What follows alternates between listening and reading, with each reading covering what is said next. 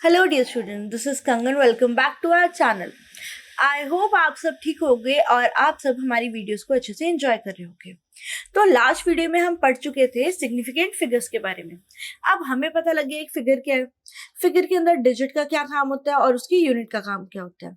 और अगर मैं बात करी यूनिट की, मैं कई बार ऐसा करती हूँ कि यूनिट की कन्वर्जन्स करती हूँ। हम कन्वर्ट करते हैं किलोग्राम को ग्राम में या फिर लीटर्स को मिलीलीटर्स में, बट ये कन्वर्जन तो सिंपल होगी। ऐसा भी तो हो सकता है कि कुछ अलग अलग सिस्टम्स में कन्वर्जन हो, हम वो कन्वर्जन कर सकते हैं नहीं कर सकते। आज हम वो चीज देखेंगे। तो आज का जो हमारा टॉपिक है उसका नाम है डायमेंशनल एनालिसिस। देखते हैं इसमें क्या क्या है। अब जैसे मैंने बात किया कि अलग अलग सिस्टम्स, ये अब अलग अलग सिस्टम्स के हैं एक्चुअली ना। जब हम किसी भी चीज की मेजरमेंट की बात करते हैं, अगर मैं बात कर रही हूँ लेंथ की मेजरमेंट की, कहीं लोग लेंथ को मेजर करेंगे मीटर्स में, कहीं मेजर करेंगे किलोमीटर्स में, कहीं मेजर करेंगे इंच में, कहीं मेजर करेंगे फीट में। तो अलग अलग तरह की हमें सिस्टम्स मिलते हैं। इन जनरल दो तीन कुछ कॉमन सिस्टम होते हैं, जैसे कि मैं आपको बताती हूँ। एक होता है MKS। अब एम के और एस का क्या मतलब है? हमेशा जो सिस्टम होता है ना, ऐसा होता है, हम डायमेंशंस की बात कर रहे हैं तो तीन डायमेंशंस होती हैं, लेंथ, मास और टाइम। तो ये भी तीन वही डायमेंशंस है। एम से क्या है? मीटर। के से क्या है? किलोग्राम। एस से क्या है? सेकंड। तो जो हमने बात करी ना, लेंथ, मास और टाइम, ये वही उन्हीं डायमेंशन से बने हुए कुछ सिस्टम है। तो ये कौन सा सिस्टम है? MKS system. ऐसी एक सिस्टम होता है CGS system. C for centimetre, G for gram, S for second. अब ये कुछ ना कॉमन सिस्टम है और इसकी कन्वर्जन ना हमें पता होती है। जैसे कि मुझे किलोग्राम से ग्राम में कन्वर्ट करना है, मीटर से सेंटीमीटर में कन्वर्ट करना है, ये सब हम जूनियर क्लासेस में करके आते हैं। बट इनके अलावा भी बहुत सारे सिस्टम होते हैं। अब एक बहुत ही कॉमन सा एग्जांपल लेते हैं। अगर आप किसी केक शॉप में जाते हो, वहां पर आप कई बार सुनने को मिलता है आपको कि भी जो हमने केक बनवाया है वो 2 पाउंड्स का या 4 पाउंड्स का कुछ ऐसा है। अब वो किलोग्राम में तो नहीं बोलते, वो एक अलग ही टर्म यूज कर रहे हैं, पाउंड्स। अब ये भी तो मास का ही कोई ना कोई फैक्टर है, मतलब कि मास का ही एक सिस्टम है। अब इस सिस्टम को हम किलोग्राम से कैसे सेट कर सकते हैं? क्या हम इस पाउंड को किलोग्राम में कन्वर्ट कर सकते हैं? नहीं कर सकते हैं। यही मेन काम किसका है? डायमेंशनल एनालिसिस का। मैं आपको कन्वर्ट करके दिखाती हूँ कि पाउंड को किलोग्राम में कैसे कन्वर्ट करते हैं। ऐसा होता है कि 1 pound is equal to 0.454 kilogram. अब ऐसी ना कोई रिलेशन आपको मिलेगा और इसी से आपको क्या करना है? कन्वर्ट करना है। अब ये जो रिलेशन है, अगर मैं ऐसा करूं कि 1 पाउंड को यहाँ नीचे ले आऊं, तो ये किसके इक्वल हो जाएगा? 1 is equal to 0.454 kilogram upon 1 pound. तो यहाँ पर ये टोटल वैल्यू 1 के इक्वल आ गई। क्यों? क्योंकि ये दोनों इक्वल थे। अब जरूरी नहीं है कि पाउंड ही नीचे आएगा, किलोग्राम भी इधर आ सकता था। तो ये ऐसा भी बन सकता था, 1 पाउंड इज अपॉन 0.454 किलोग्राम। तो ये दोनों ना 1 के इक्वल आ गए। अब ये जो 1 होता है ना, इसको हम जनरली यूनिट कहते हैं। और इसी रीजन से ये जो मेथड है ना, इसके दो और नेम बनते हैं। एक तो होता है यूनिट फैक्टर मेथड। क्यों? क्योंकि हमने किसके इक्वल रख दिया? कि यूनिट के इक्वल रख दिया, 1 यूनिट के इक्वल रख दिया इस चीज को। और दूसरा इसका नाम है फैक्टर लेबल मेथड। क्यों? क्योंकि हमने ये जो अलग अलग फैक्टर्स थे इनको हमने लेबलाइज कर दिया, एक लेबल के इक्वल रख दिया। अब हमने फर्दर इसको यूज करना है। तो हमारे पास आ गया कि 1 पाउंड और 1 केजी, इसको डिवाइड करके हमने 1 के इक्वल तो रख दिया। अब मान लो मुझे कन्वर्ट करना है कि 6 पाउंड्स के अंदर कितने केजीज होंगे। तो 6 पाउंड में कितने केजी होंगे? तो मैं 6 पाउंड को ऐसे लिख सकती हूँ, 6 पाउंड इंटू 1। तो 6 पाउंड एज इट इज रहेगा। अब यहाँ पर ना मुझे यूनिट को एज ए नंबर ट्रीट करना है कि मुझे पाउंड से पाउंड कैंसिल करना है। तो अगर मुझे पाउंड से पाउंड कैंसिल करना है तो मुझे डिवाइड में पाउंड लाना चाहिए। तो मतलब कि मैं इस यूनिट को यहाँ पर यूज करूंगी। तो 1 की जगह क्या आ जाएगा? 0.454 kg अपॉन 1 पाउंड। तो यहाँ पर क्या हुआ? पाउंड से पाउंड कैंसिल हुआ, 6 मल्टीप्लाई बाय 0.454। जो कि सॉल्व करके आ जाएगा 2.724 kg।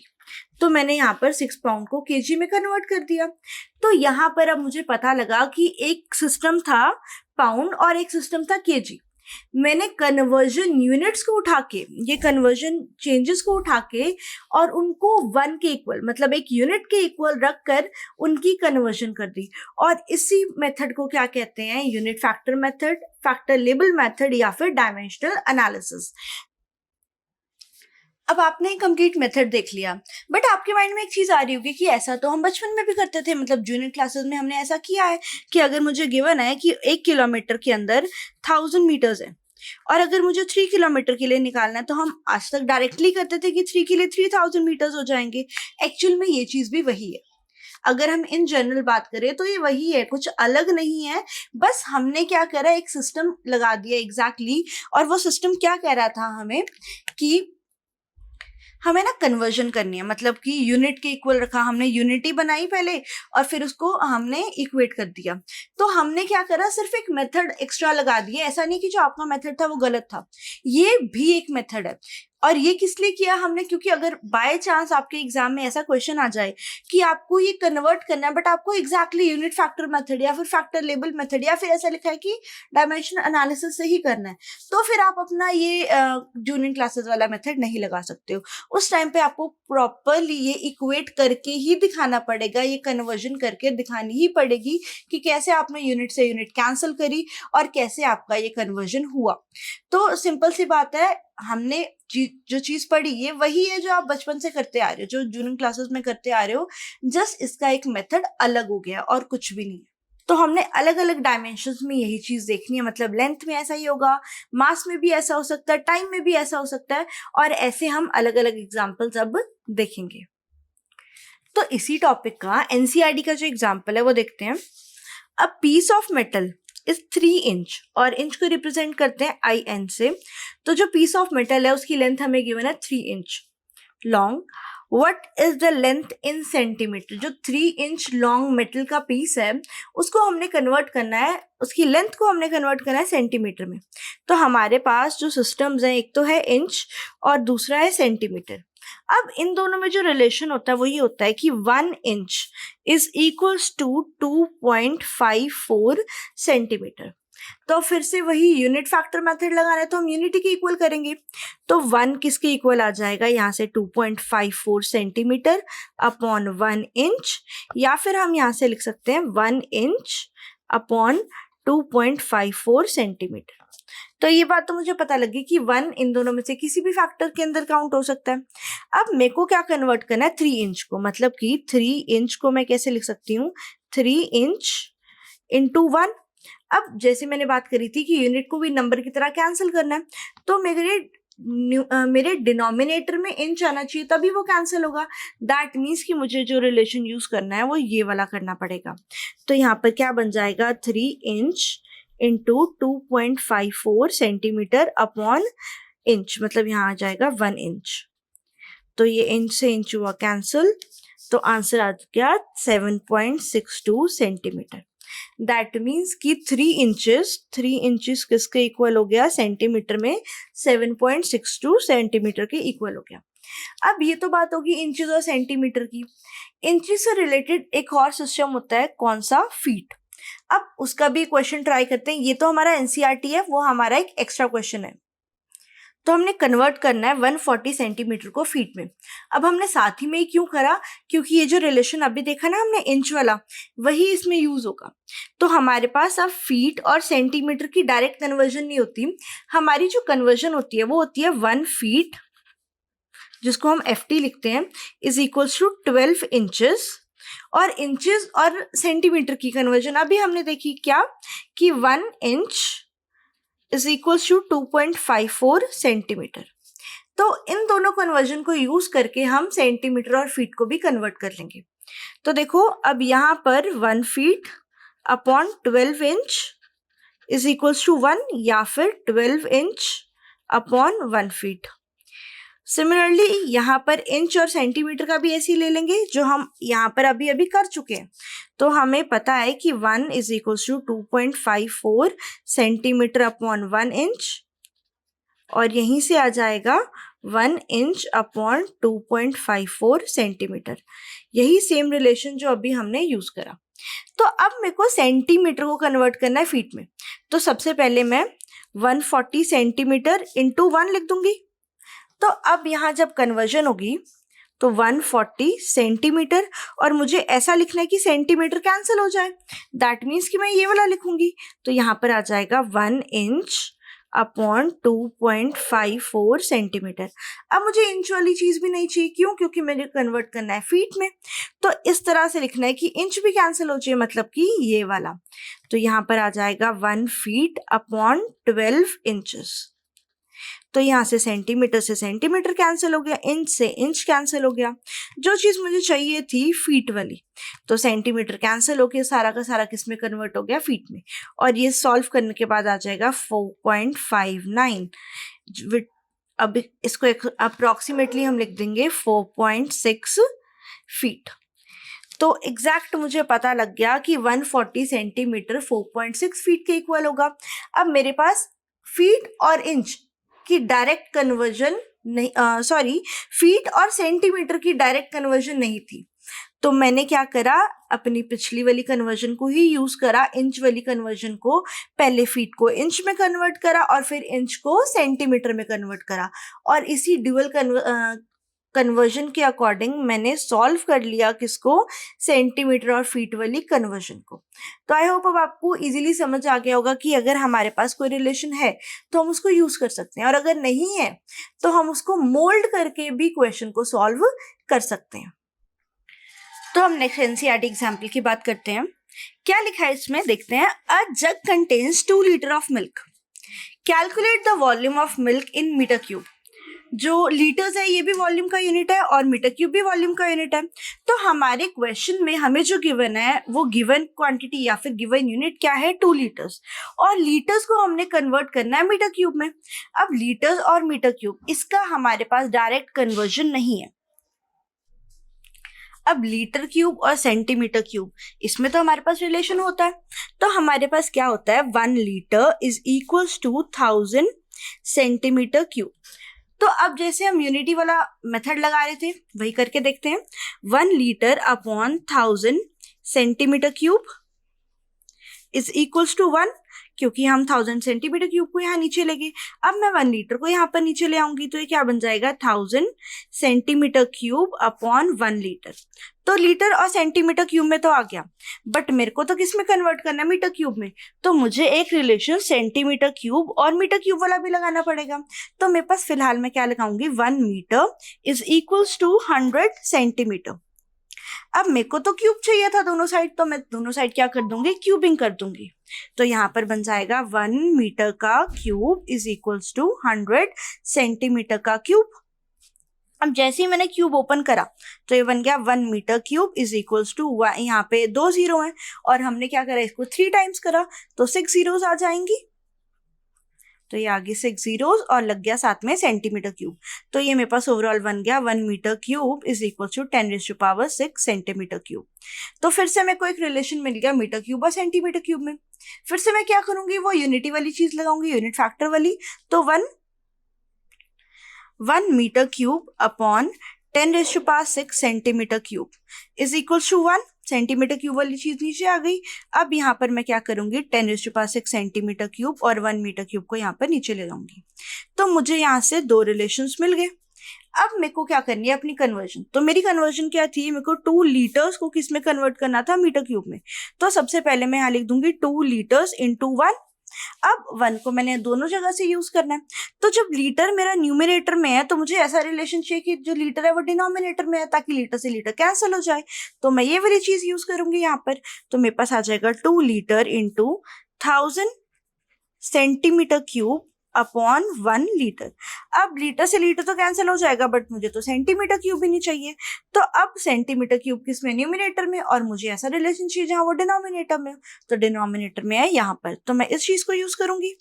तो मेरे पास आ जाएगा 1 metre cube upon 10⁻⁶ metre centimetre cube. तो मिल गया अब जो मुझे चाहिए था। सेंटीमीटर क्यूब से सेंटीमीटर क्यूब कैंसिल हुआ, लीटर से लीटर कैंसिल हुआ, और आंसर आ गया मीटर क्यूब में। और वही मुझे चाहिए था। और बाकी जो मेरे पास वैल्यूज बची वो क्या है, 2 इंटू ये बन गया 10⁻³ और ये 10⁻⁶ जब ऊपर आएगा तो ये बन जाएगा 10⁻⁻⁶ और साथ में यूनिट क्या आ जाएगी, मीटर क्यूब।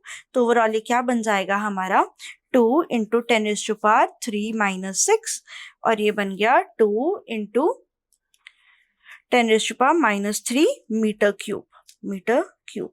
तो ओवरऑल मेरे पास रिलेशन आ गया, जो मुझे आंसर चाहिए था मेरा कि 2 liters is equals to 2 into 10⁻³ metre cube.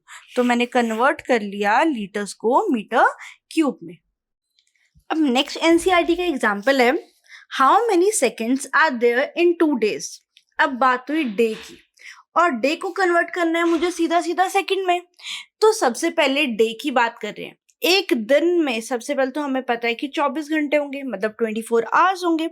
फिर 1 आवर में हमें पता है 60 मिनट्स होंगे, और फिर 1 मिनट में 60 सेकेंड्स होंगे। तो हमें ये सारी कन्वर्जन्स को यूज करना पड़ेगा। तो लिख लेते हैं क्या क्या होता है कि 1 डे में हमें पता है सबसे पहले 24 आवर्स होंगे। फिर उसके बाद 1 आवर में 60 मिनट होंगे, और फिर बात करें मिनट की तो 1 मिनट में 60 सेकेंड होंगे। अब फिर से इसको यूनिट के इक्वल कर दें, 1 यूनिटी के इक्वल कर दें, 1 के इक्वल कर दें, तो क्या आ जाएगा, 1 day upon 24 hours is equals to 1। या फिर हम डे को इधर ले आए तो 24 आवर अपॉन 1 डे। तो ये डे और आवर वाली कन्वर्जन होगी। नेक्स्ट आवर और मिनट वाली कन्वर्जन करनी है, तो 1 is equals to 60 minute upon 1 hour, या फिर मैं लिख सकती हूँ 1 hour upon 60 minute. Then minute और सेकेंड वाली कन्वर्जन करें तो 1 is equals to 60 second upon 1 minute, या फिर 1 मिनट अपॉन 60 सेकेंड, ये भी इक्वल हो गए। अब मुझे पता है मुझे 2 डेज से शुरू करना है, 2 डेज, ठीक है। और डेज को हटाना पड़ेगा, तो मतलब कि वो डिनोमिनेटर में आएगा। तो डिनोमिनेटर में डे वाला है हमारे पास ये वाला रिलेशन, तो आ जाएगा 24 आवर अपॉन 1 डे। अब मुझे आर को भी हटाना है, तो आर डिनोमिनेटर में आएगा, तो आर डिनोमिनेटर में है यहाँ पे, तो ये आ जाएगा 60 मिनट अपॉन 1 आवर। अब मुझे मिनट को भी हटाना, तो मिनट को डिनोमिनेटर में यहाँ पे दिख रहा है मुझे, तो ये किसके इक्वल आ गया, ये मल्टीप्लाई होते जाएंगे साथ साथ। तो मिनट यहाँ पर है डिवाइड में, 60 सेकेंड अपॉन 1 मिनट। तो पहुंच गई मैं सेकेंड्स पे। शुरू मैंने डे से किया था, तो डे से डे कैंसिल हुआ, आर से आर कैंसिल हुआ, मिनट से मिनट कैंसिल हुआ। तो मुझे पता लग गया कि 2 डेज में 2 days is equals to 2 into 24 into 60 into 60, और ये कितने आ जाएंगे, सेकेंड्स। और इसको सॉल्व करके मेरे पास आ जाएगा 127,800 सेकेंड्स। तो 2 दिनों में मुझे पता लग गए मेरे पास इतने सेकेंड्स होंगे। और कन्वर्जन अब मेरे पास डायरेक्ट नहीं थी, मेरे को सबसे पहले डे को आवर्स में कन्वर्ट करना पड़ा, आवर्स को मिनट में कन्वर्ट करना पड़ा, मिनट को सेकंड में कन्वर्ट करा, और इन सारी कन्वर्जन्स को इकट्ठे मिलाकर मुझे अपनी मेन कन्वर्जन मिली। मतलब मैंने डे को सेकेंड्स में कन्वर्ट कर लिया और मेरे पास मेरा आंसर आ गया। तो हमने ये एनसीईआरटी के 3 एनसीईआरटी वाले एग्जाम्पल्स भी कर लिए। उसके अलावा हमने एक पाउंड वाला एग्जाम्पल देख लिया, और एक और हमने फीट वाला एग्जाम्पल देख लिया। एक एग्जाम्पल और करेंगे, और उसके बाद फिर आप खुद प्रैक्टिस करोगे ऐसे कुछ और क्वेश्चंस। तो नेक्स्ट क्वेश्चन ट्राई करते हैं। Convert 24 kilometres per minute to metres per second. मतलब यहाँ पर मुझे 2 यूनिट्स दिख रही हैं। किस वे से, यहाँ पर किलोमीटर से मीटर में भी जाना है, मिनट से सेकंड में भी जाना है। तो ओवरऑल मेरी कन्वर्जन क्या है, 24 kilometre per minute to metre per second. यहाँ पर कितने मीटर्स पर सेकेंड आएंगे।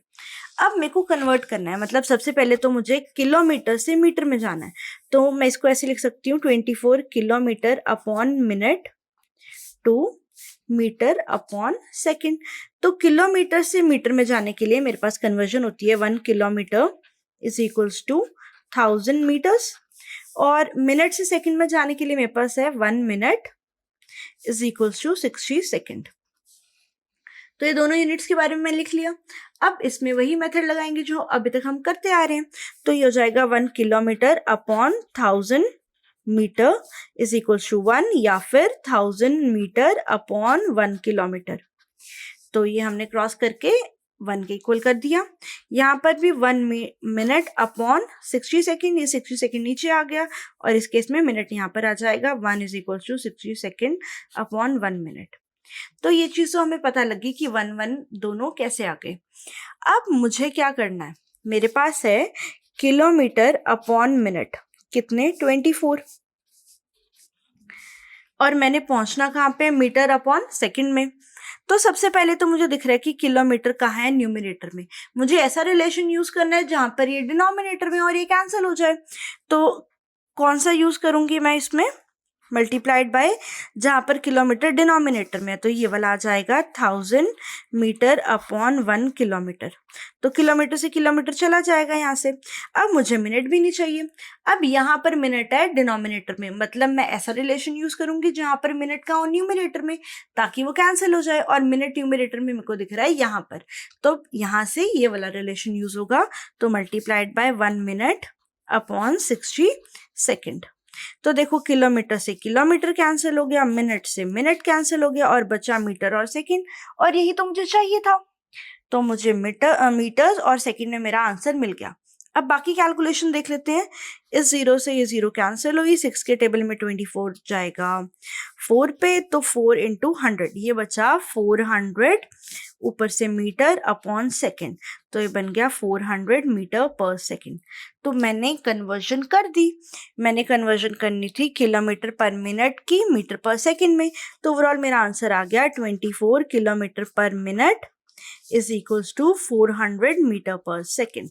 तो अब मैं कोई भी कन्वर्जन को कर सकती हूँ using my formula. Simple formula है, उसको यूज करो, यूनिटरी मेथड लगाओ, यूनिट फैक्टर मेथड लगाओ, और उसको यूज करके हम कन्वर्जन इजीली कर सकते हैं। अब एक कन्वर्जन मैं आपको दे रही हूँ, आप ट्राई करो। तो ये आपके लिए question, change 120 kilometre into mile. अब इसका कुछ ना कुछ कन्वर्जन फैक्टर भी यूज होगा किलोमीटर और माइल में। तो ये आपके लिए हिंट कि जो कन्वर्जन फैक्टर यहाँ पर यूज होना है वो कन्वर्जन फैक्टर है 1.6 kilometre is equals to 1 mile. तो आप जल्दी से वीडियो को पॉज करो, क्वेश्चन देखो, कन्वर्जन फैक्टर देखो, और इसको जल्दी से सॉल्व करने का कोशिश करो। तो आई होप आप सबने सॉल्व कर लिया होगा और यही आया होगा आपका आंसर। ये आपके लिए सोल्यूशन, इससे मैच करो और आपका आंसर आना चाहिए 120 kilometre is equal to 75 miles. ये अप्रॉक्स आंसर है, एक्चुअल में 74 पॉइंट समथिंग होता है, बट वहाँ पर 1.609 और उससे ही सारा डिफरेंस आ जाता है। हमने अप्रॉक्स आंसर लिया है और हमने लिया था 1 mile is equal to 1.6 kilometres, तो उससे हमारा एग्जैक्ट आंसर यही निकलेगा 75 माइल्स। तो आप सबका आंसर सही होना चाहिए और आपको इजीली ये पूरा समझ आ गया होगा कि हमने कैसे कन्वर्जन करनी है। हमने डरना नहीं है कि कोई भी सिस्टम आ गया हम उसको कैसे कन्वर्ट करेंगे, जस्ट उसका कन्वर्जन फैक्टर चेक करना है और हमारा वो क्वेश्चन सॉल्व हो जाएगा। तो आपका एक टॉपिक कंप्लीट होता है डायमेंशनल एनालिसिस। अब हमने ऐसे बहुत सारे क्वेश्चंस ट्राई करने हैं और उन सबके सही सही आंसर्स निकालने हैं। तो आज के लिए इतना ही था, फर्दर हम करेंगे नेक्स्ट लेक्चर में। So thank you so much.